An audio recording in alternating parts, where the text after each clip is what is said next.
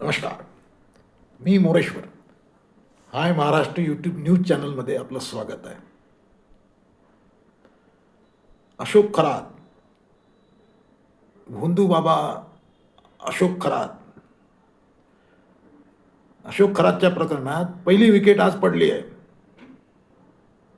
पहिली विकेट. अंकशास्त्राच्या आधारे भविष्य सांगण्याचा दावा करणाऱ्या सिन्नर तालुक्यातील हा भोंदू अशोक खरात याला महिला अत्याचार प्रकरणात गुन्हा दाखल झाल्यानंतर अटकही झाली आहे. सध्या तो आतमध्ये आहे, कोठडीत आहे. हे प्रकरण गेल्या 4 दिवसापासून गाजत आहे, राज्यभर गाजत आहे. या प्रकरणात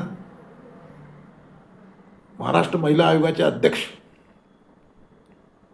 रुपाली चाकणकर यांचं नाव आलं होतं.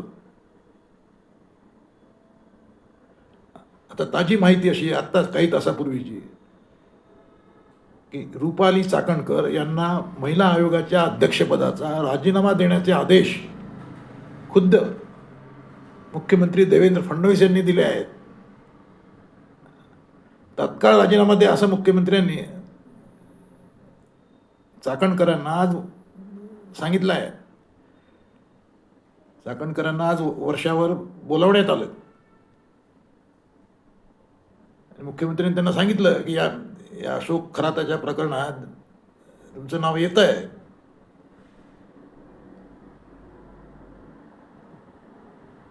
त्यामुळे तुम्ही तत्काळ राजीनामा द्या. त्यामुळे आता रुपाली चाकणकर यांची सुटका नाही, त्यांना राजीनामा लगेच द्यावा लागेल.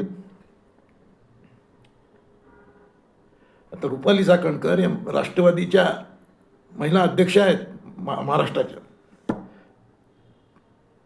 महिला आयोगाच्या अध्यक्ष आहेत.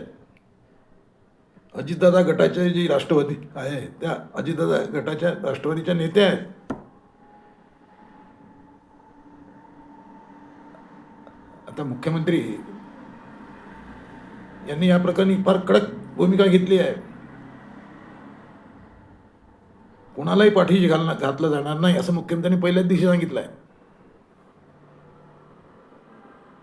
आता या प्रकरणात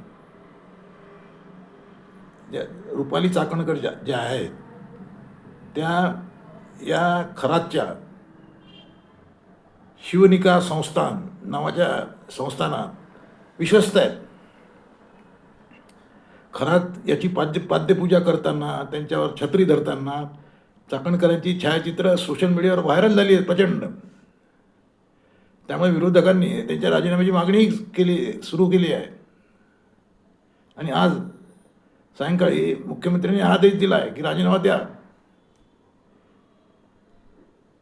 त्यामुळे आता हे या प्रकरणात पहिली विकेट पडली आहे. आता या प्रकरणात अनेक मोठमोठे दिग्गज अडकले आहेत असं बोललं जात आहे. त्यामुळे आणखी कोणती मोठी नावं पुढे येतात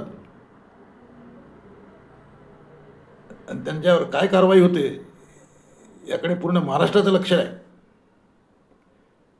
सरकारने खुद्द मुख्यमंत्र्यांनी या प्रकरणी SIT बसवली आहे. पोलीस अधिकारी या प्रकरणी जोरदार तपास करतायत. हे या प्रकरणी म्हणजे अशोक खरात याच्यावर पोलिसांचं 2 आठवड्यापासून लक्ष होतं. योग्य पुरावा हाती आला तर लगेच पोलिसांनी उचललं त्याला. त्यामुळे महाराष्ट्राचं हे मोठं वासनाकांड आहे. त्यात कोण कोण सापडतात हे आता पाहायचं आपण. तुम्हाला काय वाटते, काय होईल या प्रकरणाचं पुढे? मंत्रिमंडळातले मंत्री सापडतील याच्यात? कॉमेंट करा. नमस्कार.